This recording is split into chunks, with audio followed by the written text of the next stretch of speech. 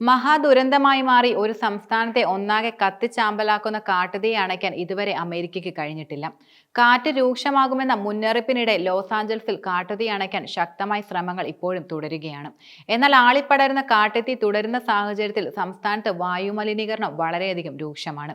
ജനങ്ങൾ ജാഗ്രത പാലിക്കണമെന്ന് നാഷണൽ വെതർ സർവീസ് മുന്നറിയിപ്പ് നൽകുകയും ചെയ്തിട്ടുണ്ട്.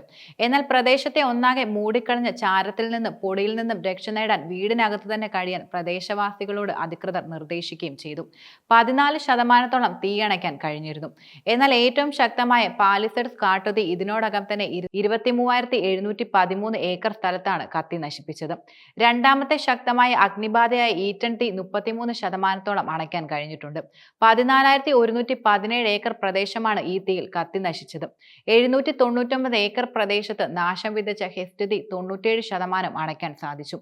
55.7 ഏക്കർ ചാമ്പലാക്കിയ തീ കൂടുതൽ പ്രദേശങ്ങളിലേക്ക് പടർന്ന് തടയാനായെന്നും അധികൃതർ വെളിപ്പെടുത്തുകയുണ്ടായി.